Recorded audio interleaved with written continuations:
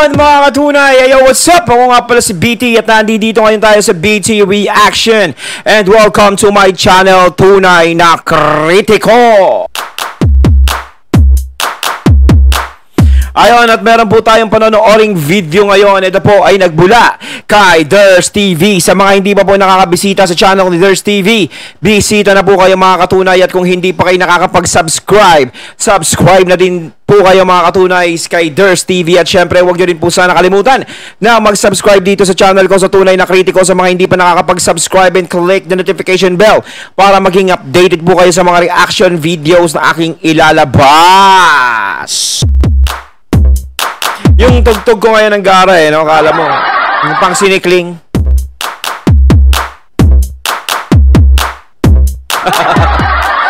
Ayun, huwag na natin pagtagalin at sabay-sabay na nating panoorin ang laman ng video na hatid sa atin ni Ders TV at bibigyan natin ng reaksyon. Pasok! Hello po sa inyong lahat. Magandang araw po. Kamusta na po kayo? Andito na naman ako, ang inyong lingkod na legit tagahatid na mga legit na kaganapan tungkol sa TBJ. Kaya kung isa kayo sa hindi pa nakasubscribe sa ating channel, nako, i-click nyo na po ang subscribe at bell button dyan sa baba para pag may mga bago akong balita ay mano-notify po kayo agad-agad. At bago nga po natin simulan ng balitaan, nais ko lamang pong magpasalamat sa inyong lahat sa walang sawa po ninyong pagsuporta at pakikinig sa aking mga daily update. So eto na, at simulan na po natin ang balitaan at tunahin nating pag-usapan ang tungkol sa pagtawag ni Best PH na mga peke sa mga supporters ng Itbulaga na naglipatan sa TV5. Yung mga yun daw ang peke at hindi ang tape bulaga. Teka. So eto na, at simulan na po natin ang balitaan at tunahin nating pag-usapan ang tungkol sa pagtawag ni Best PH na mga peke sa mga supporters ng Itbulaga na naglipatan sa TV5. Yung mga yun daw ang peke at hindi ang tape bulaga kasi iniwan daw ang tape nung naglipatan sa TBJ. Dapat daw manatili kayo sa tape bulaga kahit bago na daw yung mga host doon. Hindi niya mapipilit ang mga tao na yan na yung generic ang suportahan nila dahil ang tunay na mukha po ng Itbulaga nasa EAT. Ang naiwan lang dyan sa tape yung titulo, pero ang tunay na mukha po ng Itbulaga wala po sa kanila. Kaya sila ay tinatawag na peke ng mga tao dahil titulo lang ang meron sila pero wala sa kanila ang ugat nito na sila Tito Vic at Joey. Hindi mga peke ang tawag sa mga taong sumusunod or sumunod sa TBJ sa TV5. Tama lang ang naging desisyon nila dahil ibig sabihin nito, alam po nila ang totoo sa hindi. Tandaan natin na hindi pwedeng diktahan ang mga taong yan kung sino ang kanilang susuportahan. Doon sila sa ugat mismo susunod para diligan ang mga ugat na yon para po mamukadkad muli at makapagsimula ng panibago na siyang nangyayari na po ngayon. Unti-unti na silang nakakabangon after nilang mawalan ng tahanan sa loob ng mahabang dekada. Ayon, tinapos muna natin yung pagsasalita syempre ni Ders TV. Etong si Best PH. So, eto sinasabi mo na peke yung ang mga taong dating nanonood ng Itbulaga o sumusuporta sa Itbulaga ay peke dahil lumipat sila sa TV5. Hello? Knock knock. Who's there? Ayon, ano sa tingin mo, no? Yung mga tao ba na nanonood dati ng Itbulaga, sa tingin mo ba, yung Itbulaga ba ang nakapagbigay ng tuwa at saya sa kanila? Sa tingin mo ba, yung Itbulaga ba ang talagang sinuportahan nila? Yung Itbulaga ba yung talagang pinanonood nila? Hindi po. Kundi ang laman ng Itbulaga. So, sino-sino yon? Tito, Vic, and Joey, and legit double cards. Hindi ibig sabihin na nanonood ang mga tao o sumusuporta ang mga tao sa isang programa yung mismong title na o yung trademark na ang sinusuportahan nila. Hindi mo rin ba naisip na baka yung mga tao na kumakatawan, yung mga nasa loob niyan ng Itbulaga, ang sinusuportahan nila dyan? Yung sinasabi mong hindi sumusuporta sa tape. Hello? Parang hindi naman po kasi nakikita yung tape araw-araw. Siguro nakikita lang pag may yung mga pangalan, di ba? Pag tape, ganito. Pero talaga, ang sinuportahan ng tao dyan, yung laman. No, paano mo masasabi silang peke? Paano mo masasabi sila, sabihin mong traidor? Mariosep, ang sinuportahan nila dyan yung TVJ, hindi po yung pangalan o yung trademark ng Itbulaga. Hindi po yan. No, pangalan lang yan. Kumbaga, dinala ng TVJ ang Itbulaga, kaya sumikat yan at nakilala ng mga tao. Kaya niyakap ng mga tao ang Itbulaga dahil sa TVJ po. Hello? So, nung nawala ang TVJ, ano pang gagawin nila dyan? Sasabihin na, kailangan sumuporta pa rin kayo. Hello? Hindi nga po Itbulaga yung sinuportahan nila dyan. Ang sinuportahan po nila yung laman ng Itbulaga. Diba? Yun po, kahit naman sa YouTube kaya umabot ng 5 million mahigit yun Dahil sinuportahan nila doon yung TBJ. Hello? Diba? At hindi rin naman napapanood yung tape, hindi din naman sila nag-host, hindi naman sila nakikita araw-araw. Sino ba ang nakikita araw-araw? Sino ba yung nagbibigay ng tuwa at saya sa mga tao? Diba ang TBJ, tsaka legit Dabar Cards? Hello? Diba? So traidor doon? Kung sumunod ba yung mga tao sa TV5 at panoorin ng EAT at hindi na sumuporta sa Itbulaga, sinuportahan nga nila yung TBJ, hindi naman yung Itbulaga na pangalan Hello? Uulitin ko, dinala po ng TBJ ang Itbulagang pangalan na yan, kaya nakilala yan. Hello? Kaya hanggang ngayon pinapakinabangan yan dyan sa kabila. Kundi dahil sa TBJ, kundi dahil sa paghihirap nila para iangat yung programa na yan, di wala na yan. Hello? Sana naman minsan matauhan naman kayo sa mga sinasabi nyo. Minsan kasi wala na kayo sa hulog. Hello? Samantalang ibabahagi ko lang din sa inyo itong sinabi ni Manay Lolit Solis tungkol sa Tape Bulaga at sa EAT dahil walang masamang tinapay para po sa kanya. So sabi niya dito sa naging post niya, ang saya naman salbe ni Paulo Contis dahil baka matupad na ang pagbili niya ng dream house this year. Swerte siya sa Itbulaga GMA version dahil nagustuhan ng mga viewers ang tandem nila ni Isko Moreno at Buboy. Nakakatuwa na ang mga comedy skit nila at kung noon para silang palengke, ngayon supermarket na daw na ang dating. At maganda din na magkaroon ng competition ng Itbulaga Tito Vic and Joey version naman dahil naging very active sila ngayon at laging present sa kanilang programa. Ang tatlo, ang mga televiewers ang panalo, bongga pa pareho, mga papremyo nila. Talagang palakihan. Gustong-gusto ko pa na nahasa talaga ang pagiging host nitong si Contis. Kaya naman confident na siya ngayon sa harapan ng kamera. Pag nag-interview, pwede nang ilaban daw kay Boy Abunda. Pero walang biro, marami na talagang enjoy ngayon sa Itbulaga ng GMA kaya tuwang-tuwa sila Salve at Gorgie dahil abang na naman sila ng mga pa-contest kung saan pwede silang sumali. Bongga. So yan po yung sinabi ni Manay Lolit, So narinig nyo dyan na hindi na daw palengke ang Tape Bulaga kundi supermarket na daw, which means wala pa ring pinagkaiba. Palengke pa rin. In English lang yung supermarket, palengke pa din po yan. Hello? So, isa lang naman talaga ang layunin ng mga show na yan, ang makatulong at makapagbigay ng saya. Pero sa... Tama yun, isa lang ang layunin ng mga show na yan, kundi makapagbigay ng tuwa at saya sa mga nanonood. 'Di ba?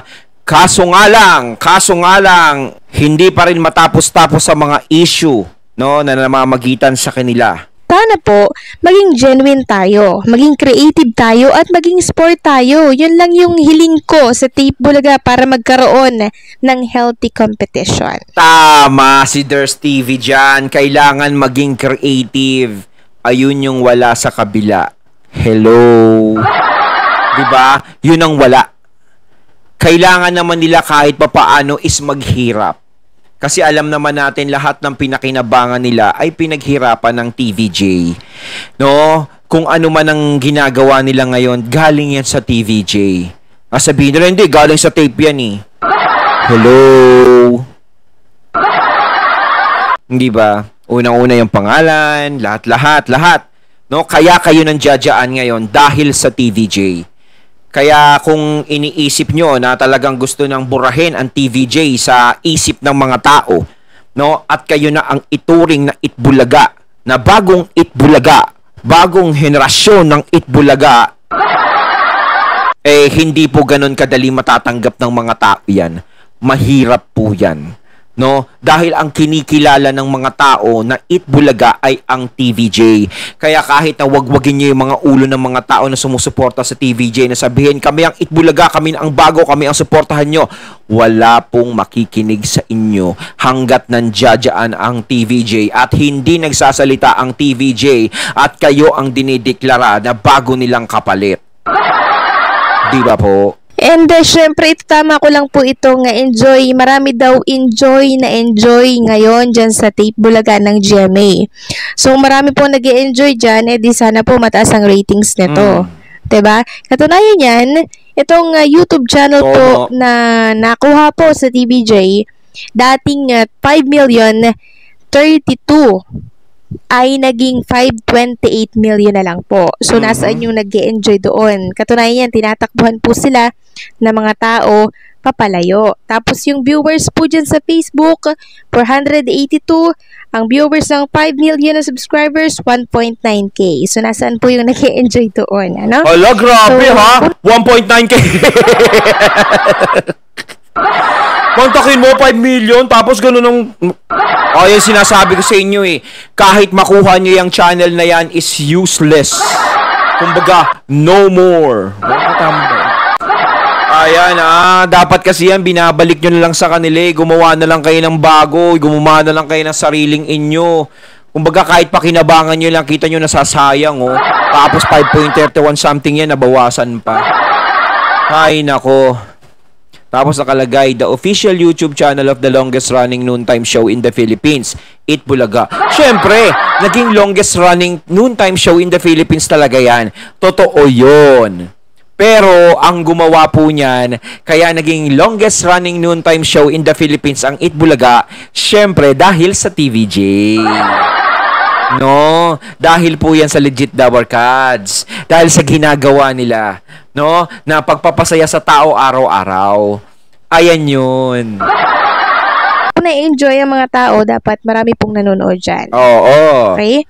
So, yun kaya parang yung chat, yung ano ba yung chat ni May? Yung comment o message na yun ni Manay Lolit medyo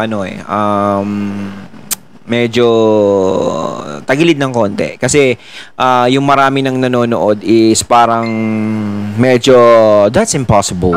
Kasi yun ang mga lumalabas, mahirap. Mahirap paniwalaan. Dahil ayan, nakikita natin ang katotohanan. Kinuha nila yung Itbulaga YouTube channel para makita talaga nila kung ano yung nagiging ratings nila sa SOCMED. Kaso nga lang, ganyan ang lumalabas. Nakakahiya yun, 5.28 million tapos ang views mo 1.9 OMG. Oh, real. Po yung masasabi ko dito na hindi gaano nag-e-enjoy or hindi talaga sila nagugustuhan ng mga tao. Samantalang ibabahagi ko lang po sa inyo ang tungkol sa mga vlogger na nagpapakalat ng fake news, particularly ang ilan sa mga vlogger po ng Generic Bulaga na kung saan panay mga false info ang mga pinagkakalat nila laban sa TVJ. At ang matindi pa ba dyan, pinagkakalat po nila na ito daw Tape Bulaga ay #1 noontime show sa ating bansa. So wag tayong magpapakalat ng ganyan. Alam nyo, #1 noontime show ang Itbulaga talaga nung nandiyan pa ang TVJ. Hindi ngayon. Hoy! Sobra kayo, ha? Grabe. #1 noontime show. ko dati. Kanyang balita. Lalo't higit alam ng marami ang katotohanan na EAT po ang nangunguna sa ating bansa. Hindi lang po yan ang problema. Madami pa pong nagpapakalat ng fake news dyan para sirain ang TVJ. So katapusan na po nila ngayon dahil ang Senado po ay may sinusulong na batas sa pangunguna po ni Rapi Tulfo na taga Channel 5, di ba? Na kung saan, para masugpo po ang mga nagkakalat ng maling info na yan sa YouTube. So, ayon nga po dito sa isang article, basahin natin, so kukunti lang po ito. Ang headline po nito, kapisanan ng mga vlogger sa Pilipinas, iminungkahi po. So, ayon dito, napapanahon ng magkaroon ng isang opisyal na national organization para sa vloggers, giniit ni Sen. Rapi Tulfo ngayong Lunes. Anya, hindi kasi tulad ng mga traditional media na may accountability at check and balance. May ilang vlogger na basta lang nagpo-post sa social media nang walang pinagdadaan ng proseso. Marami ding independent vlogger na responsable or responsible that siguro it's about time. I don't know if this need legislation na magkaroon po ng kapisanan ng mga vlogger sa Pilipinas or something to that effect na para magkaroon ng policing na para maging responsable na sila. Hindi iyong sa ngayon may kanya-kanya sila. Ani Tulfo. Marami nga dyan ng mga vlogger na sumusunod sa code of ethic, sa tamang pamamaraan para ilabas mo iyong istorya, pero meron pa rin talaga dyan mga gerilla na talagang pag upak lang without thinking of the consequences because walang nagre-regulate sa kanila. Dagdag niya. So, sang-ayon po ako sa minungkahi po nitong si Sen. Rapi Tulfo. No, nahigpitan po ang mga vlogger kasi once na wala pong nagpupulis dito, upak lang po sila ng upak kasi alam po nila na wala pong nagpupulis dito, 'di ba? So, kaya yung mga vlogger dyan ng generic bulaga, no? Pawang mga katotohanan lang yung abilita natin para hindi kayo tapusin ni Sen. Rapi Tulfo. So, mabuti. May mga sinusulong na ganito. Dapat huwag kayong kwentong barbero, ha? sa Senado para maiwasan ang fake news sa ating bansa. Ayun, at ating nato ngayon ang video na nagbula kay Thirst TV. Ayan, ay mga nagpapakalat ng mga fake news dyan, ha? Lalo na yung mga sinasabi nga ni Thirst TV, yung mga nandoon sa kabila. Kayo kung ano ang pinagsasasabi niyo sa TVJ, dapat kung magbibigay ng balita ay yung totoo lang. Di ba? Dapat yung kung magbibigay kayo ng balita, yung talagang tunay na nangyayari. Di ba tayo nagre-reaction lang tayo, di ba? Kaya yung mga vlogger ng kabila, ay sayusin nyo naman buhay nyo. Di ba? Katulad nung kahapon yung sinabi ko, si Jose huminto lang. Di ba yung tinalakay natin sa nireaction natin? Si Jose huminto lang dun sa may APT studio. Lipat na raw, parang gusto na raw lumipat ng tape bulaga. Tindi, kayo mga katunay, ano masasabi nyo tungkol dito? So once again, I'm BT and I'm out. Peace!